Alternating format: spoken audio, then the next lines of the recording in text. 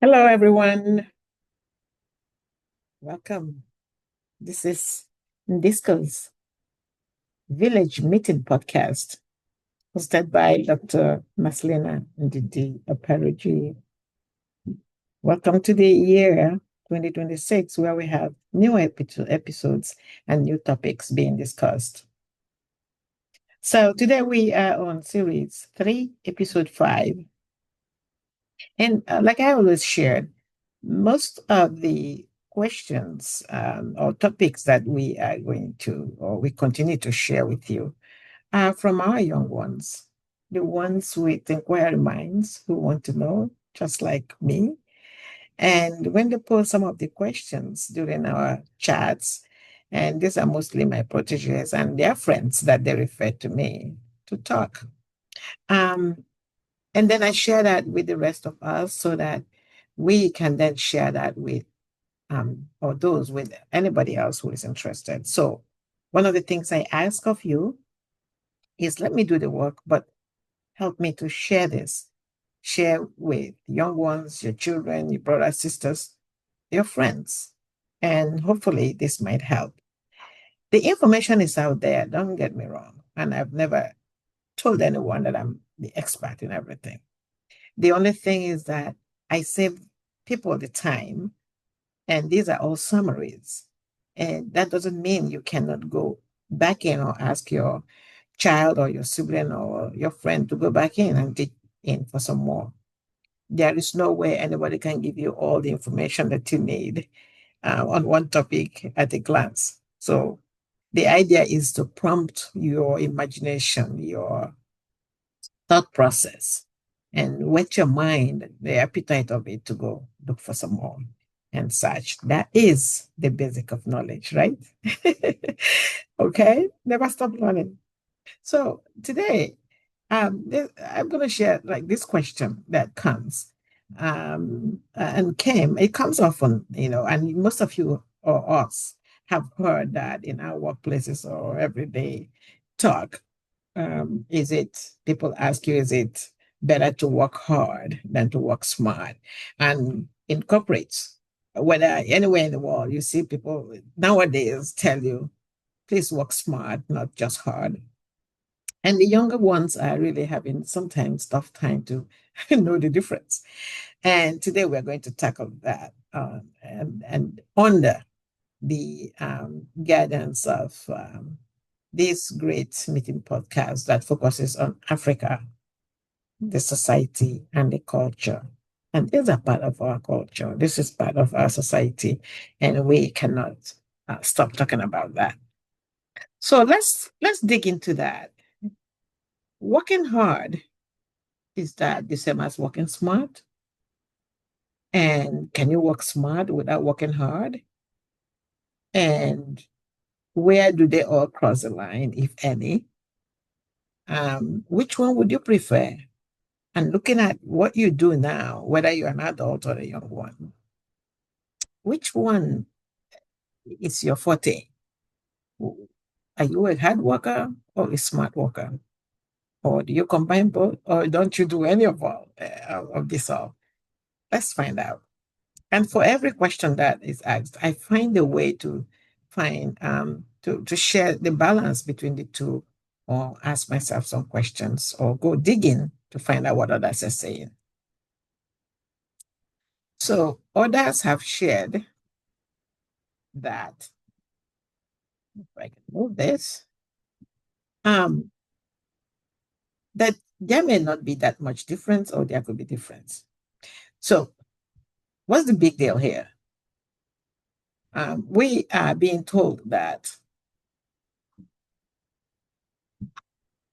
the premise of hard work is often associated with determination, persistence, strong work ethic, and much more. Again, some people are also attributing this to the era of the age era. There is a reason why I sometimes from time to time share with people the difference between when you are a baby boomer, a Gen Z, an alpha, and all that.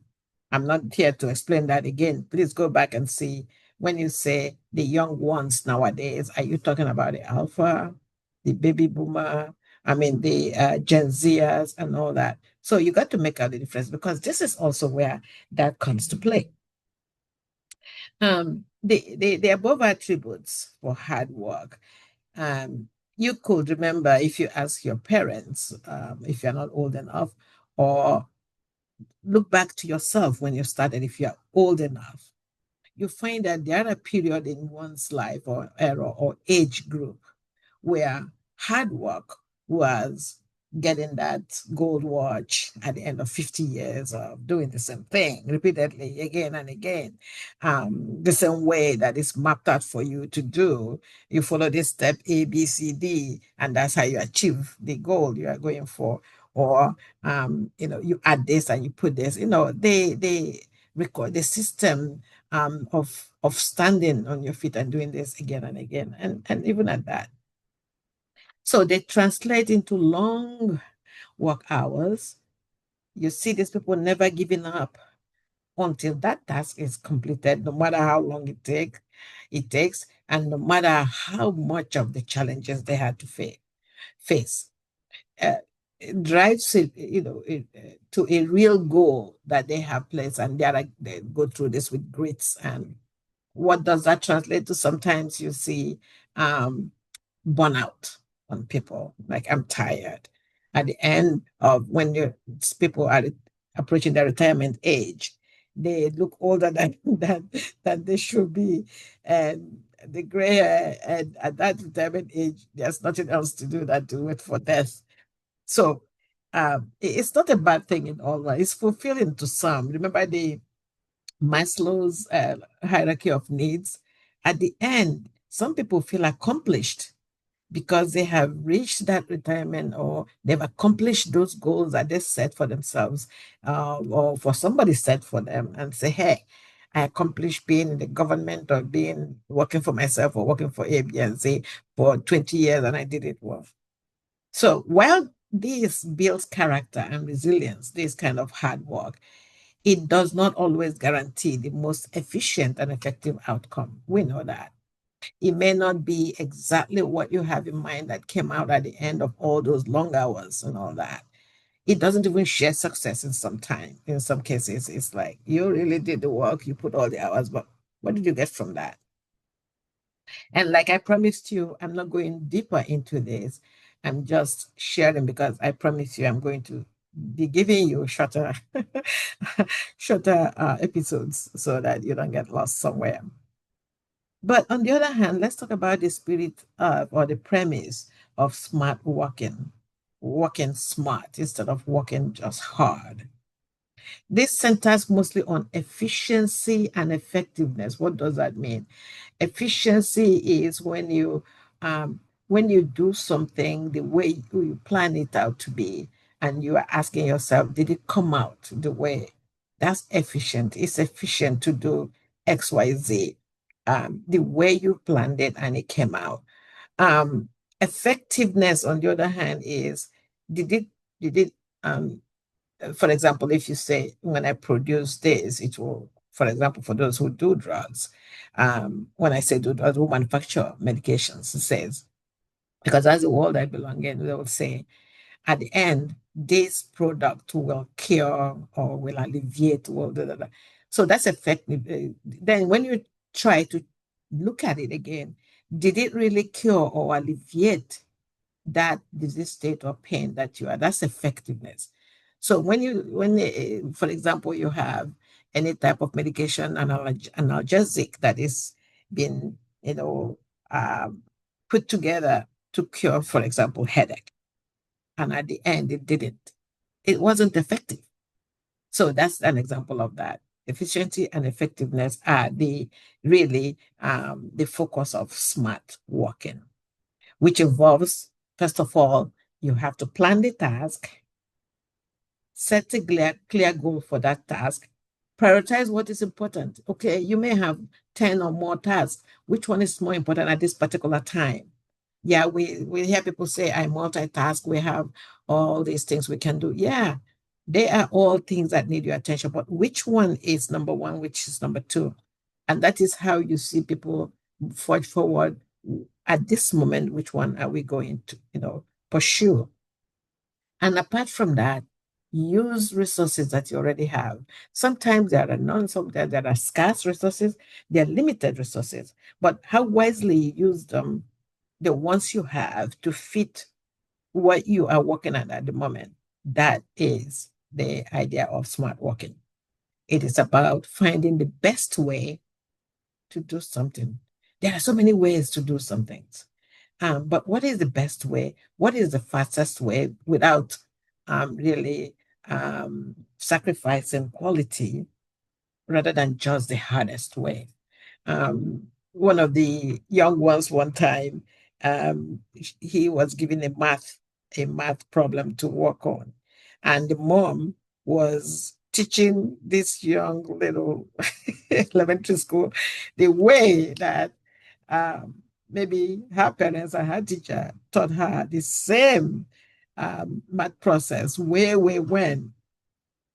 And before she could explain her own steps, this young one had already come up with the answers because this little one was following the newer process, the better, the best, or the fastest, or the more accurate way, or actually the easier way to get to the same answer that she was taught in school um, recently.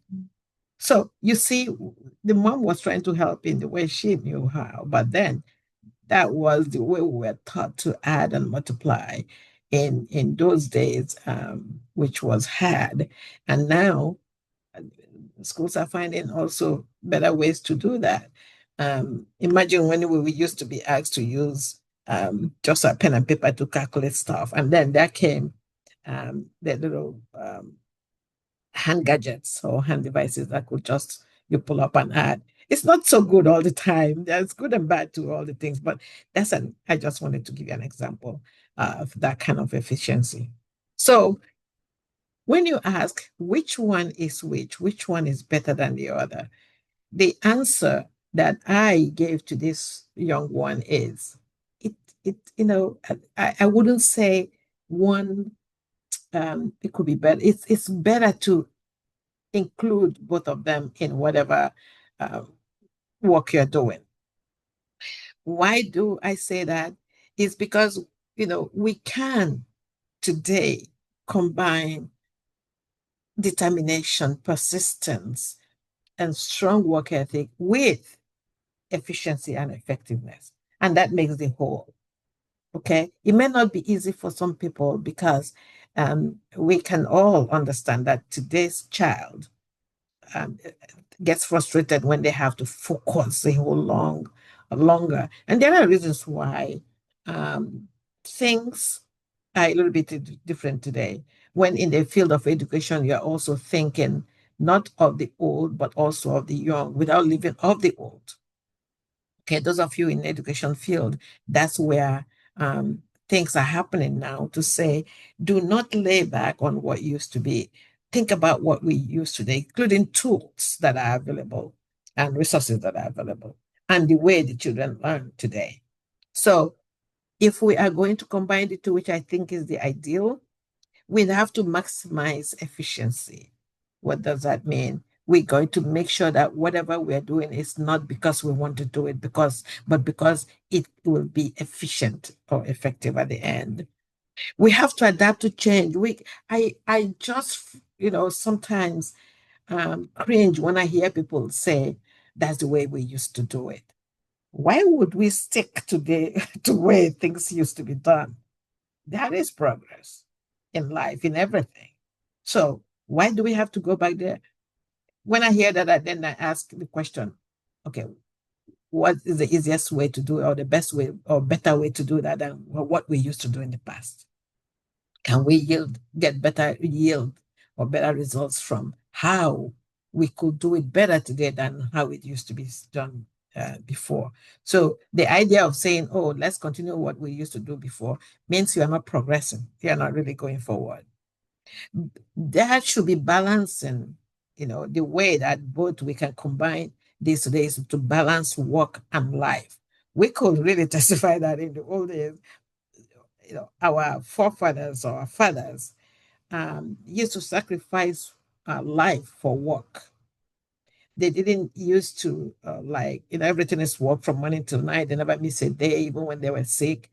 But today's child, today's young one, believe me, will work 1 week and need 1 week off, which is some people are not understanding. It's not because they are not doing their job. They could do their job, but they also are making time to balance work and life. So don't be really um, uh,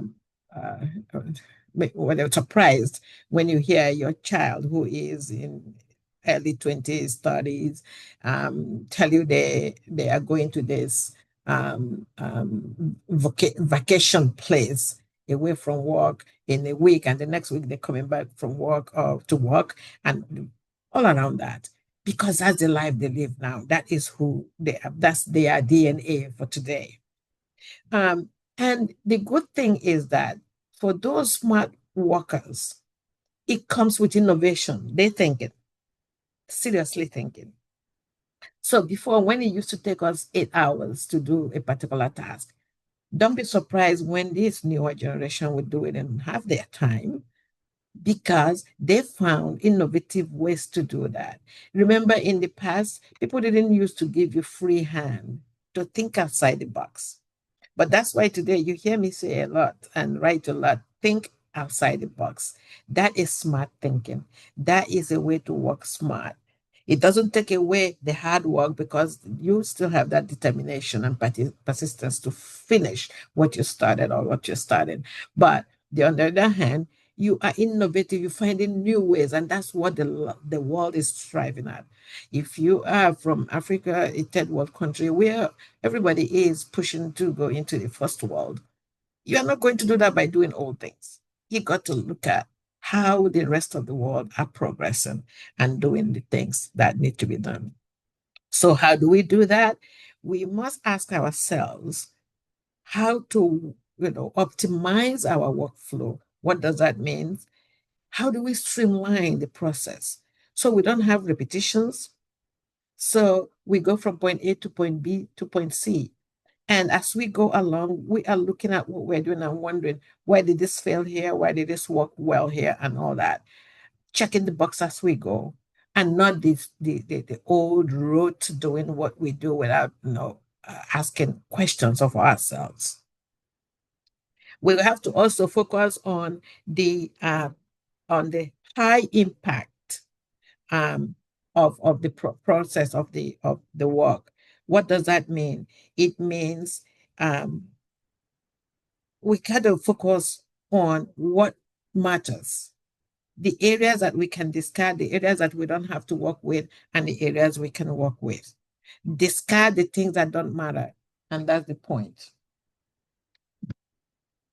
Okay, we need to develop strategic thinking. What does that mean? Strategies. We got to think about it before we start doing it. Okay, when we get to point A, this is when we divert to point B. When we get to point B, this is how we go next to the point C.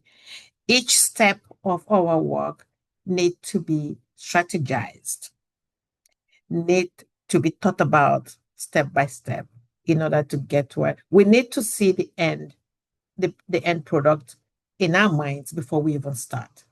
So you say you're going to build a white car, keep thinking of white car when we get there. As we go, we got to cross-check whether that white car is coming about. If it's turning out a little bit gray, we go back to see where did we miss the step.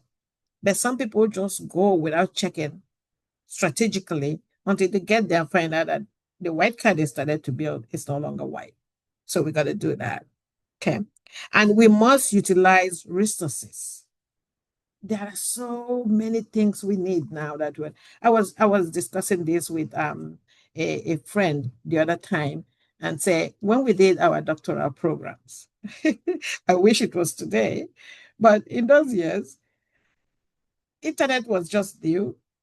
That tells you how long ago we got our doctorates.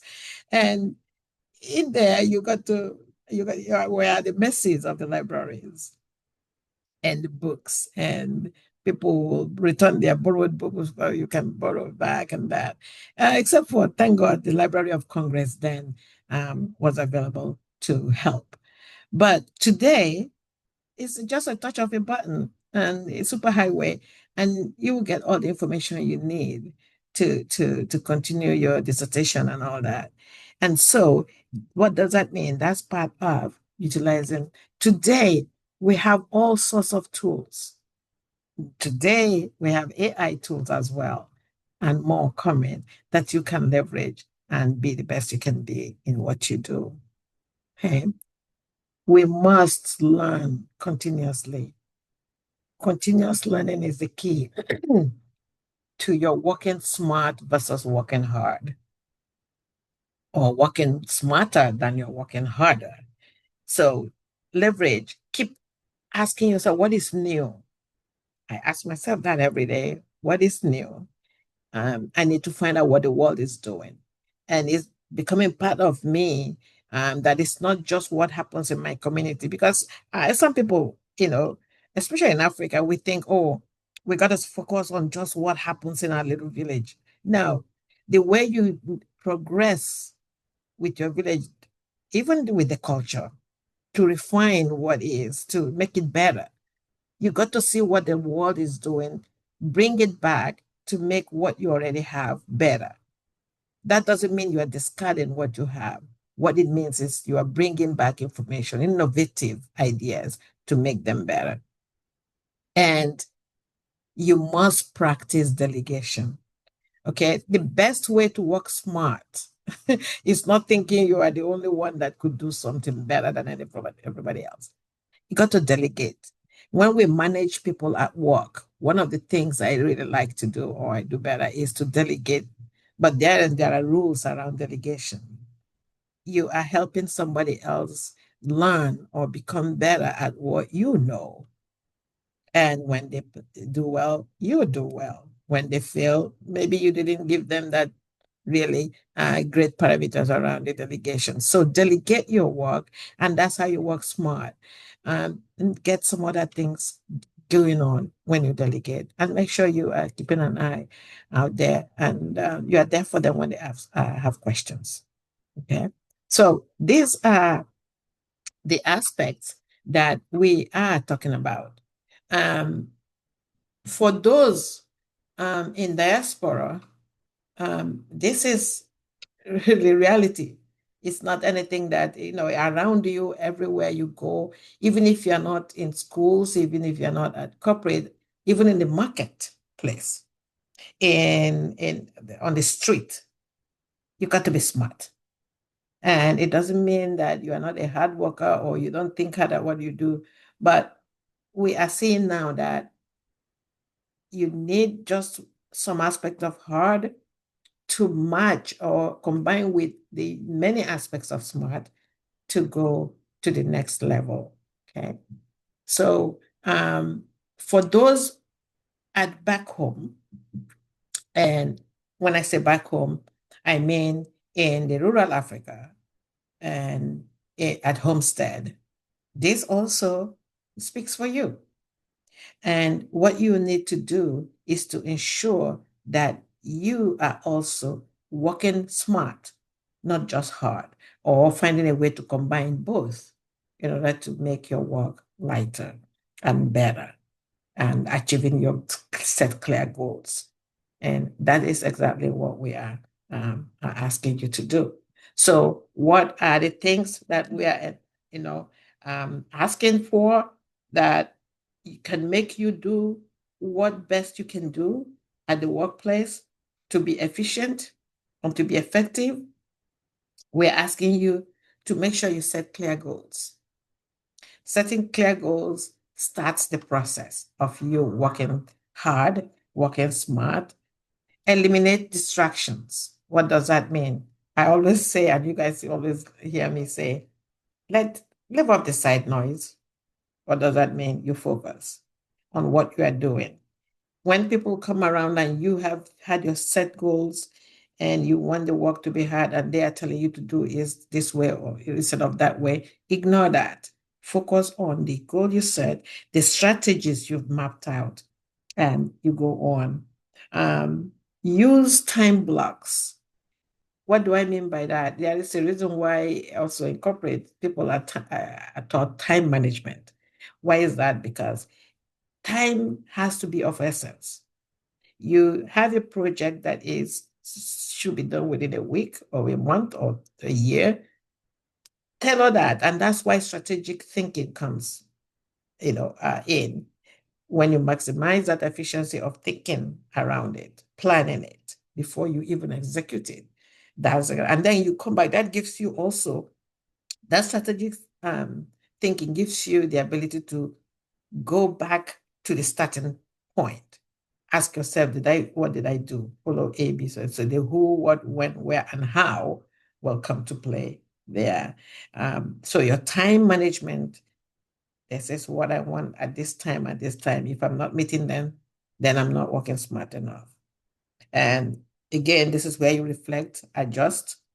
And in concluding this, I am asking us all, especially young ones, to think about working smart, but don't forget the hard aspect that needs to be um, included in there, and that's the determination. You have to make up your mind to do this, not procrastinate, but when you promise yourself, this is what I'm going to do, then the rest of them, the how and the what, you are thinking outside the box to put them all together. So when somebody asks you the question, are you working hard or are you working smart? I'm hoping you answer both, but you're working smarter than you're working just hard. I didn't condemn hard work. Hard work pays. Hard work is good. But then we are finding nowadays that adding smartness to the hard work, it's what puts the cherry on top. Okay? So this will bring to an end our discussion on this topic that came about. And I hope you are asking yourself the same question. Am I always working hard or am I working smart? Or am I putting both aspects together to achieve what I really need? At this point, we're saying thank you for listening and welcome again to NDISCO'S Village Meeting Podcast. Please subscribe, please share with friends, family, and see you in episode 6. Bye-bye. Dr. Maslen and Didi Aparoji.